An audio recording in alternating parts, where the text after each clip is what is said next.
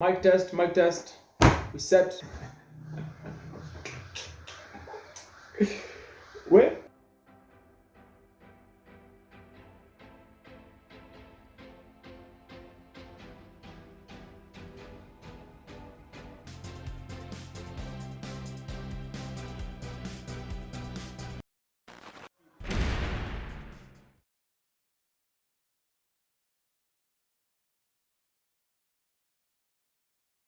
What's up, guys?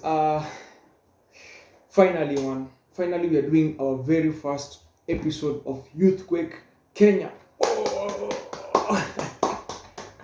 Yeah, so we are back, and this time tukianza ni full force, maze. We are going all the way in because we want to create a politically empowered generation. Tutaki kukuwa wale vijana wenye wanapatiwa tokens and because they are politically illiterate wanakuwa used vibaya. So dive into our channel and wanasemanga just on YouTube. See, I'm not a YouTuber, so hit the bell, subscribe, like, share, yeah, and comment. Drop your comments hapo. You see how we can do it better, because the aim is to bring more people on board. So today, our very first episode, tunaenda straight into the highest office in the land, the presidency, the president and the deputy president. Because particularly, the holders of these two offices are easy, yeah? That is His Excellency President Uhuru Kenyatta and His Excellency Deputy William Ruto. So these two dudes right now are in conflict. We want to take a look into what their offices entails, what they hold, and why the constitution allows for this kind of brushing without the president either dismissing the deputy, they're not like falling out entirely. Why are they still together? Are the president's hands tied? Are the deputy president's hands tied? Why is there a conflict between the two? Hizo vitu zote tutaenda kuzijua in the next 10 minutes. Executive, which comprises the president, the deputy president, and the cabinet, you can find them in chapter 9 of the constitution. That's where we get to see the authorities and the powers and the functions of the two offices. And then after that, we look at why there's this spat between the president and the deputy president, and why it is very unhealthy for the nation and for the political stability of Kenya. We all know how the president and the deputy president get to office. Kuna elections, like this year there will be elections, we all know that, in August.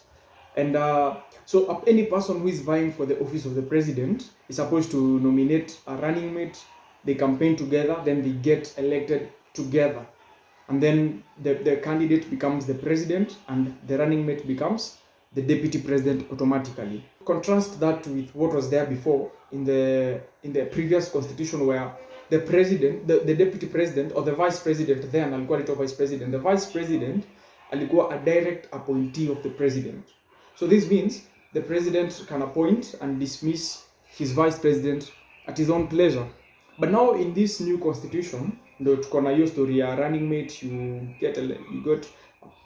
like unakuwa appointed before the election, then after election you automatically become the deputy president. So it becomes difficult for the president to dismiss the deputy president. The president cannot fire the deputy president. Article 131, the authority of the president is the head of state and the head of government. The deputy president, article 147, ukianza na sub article 2, it says that the deputy president perform the functions conferred to him by this constitution and any other functions that have been assigned to him by the president. Ukitaka kujua hizo duties zenye zimekuwa conferred to him by this constitution, you go to sub article 1, which says that the deputy president shall be the principal assistant of the president and shall deputize for the president. So why is the president and the deputy president seemingly in conflict? Tulikuwa hapa first time. These guys were almost hugging and holding hands and matching ties and shirts and all that. We were here. So what really happened? Right now, mmoja anasema huku kazi inafanywa kwa ofisi kwa gari, mwingine ako na response kazi inafanywa kwa ground na kwa gari, and it is embarrassing. This is total disrespect to the people of Kenya and to the offices that we gave those two individuals to hold. Let me read out what Article 73 says. Article 73 iko under the chapter that talks about leadership and integrity. Article 73 talks about how these state officers are supposed to conduct themselves while they're in office, while they're holding a state office. And this is what it says. And allow me to read it verbatim. Venye tu imeandikwa. 73 sabbatical 1, that authority assigned to a state officer is a public trust to be exercised in a manner that demonstrates respect for the people. So what Uhuru and Ruto are doing is actually violating this very constitution, because this constitution binds them to hold that office that they are holding in a manner that demonstrates respect to the office and to the people. Some people wanasema that maybe we forgive them, or we understand that this is the first President Uhuru na Deputy Ruto is the first couple. Wait, a couple ama pair. It's the first pair, the first couple to hold office under the new constitution. This is the first pair of a president and a deputy president in this republic. We can pardon them for that, but what will not allow is for them to cause unnecessary panic, unnecessary political instability, and a lot of uneasiness in this country.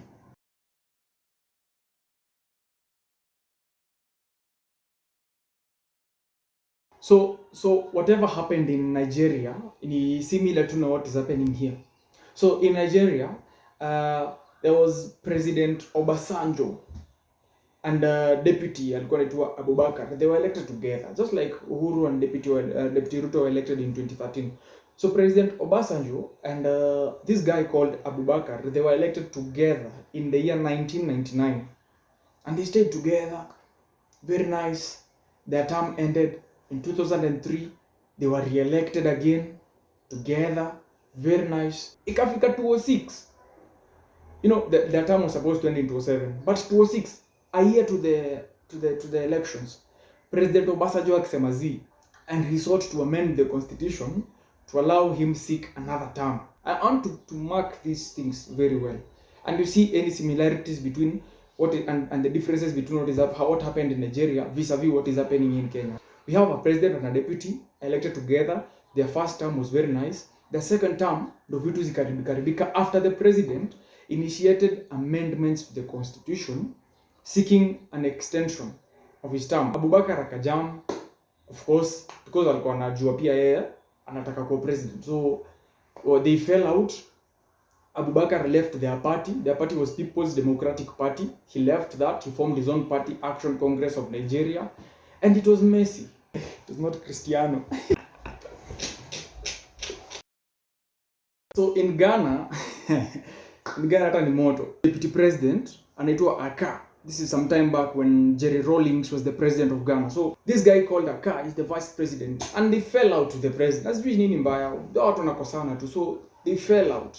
And he was actually banned from attending cabinet meetings by the president. So amekosa kwenda cabinet meetings kadhaa hajaenda. Then ameturn up moja because akona constitutional obligation to attend cabinet meetings. So he turned up. Akapata kama Rawlings hayuko, the president is not there, it's only the ministers, wanamwangalia tu, wanashindwa, jamaa amekuja, and he was banned, but no one dares to ask him because he's the deputy president. So senye amesettle tu hivi, Rawlings anaingia, the president, and he sees him and he's like, bro, si nilikwambia usikuja meeting? And it was so messy that he actually punched the deputy president. The deputy president alienda akasema shati yake imeraruliwa, amepigwa huko, ameboxiwa huko kwa cabinet meeting by the boss himself, akaenda akaform chama yake, but he still remained in office as the deputy president. I want you to take notes, compare what happened there and what is happening here. Now let's come closer home.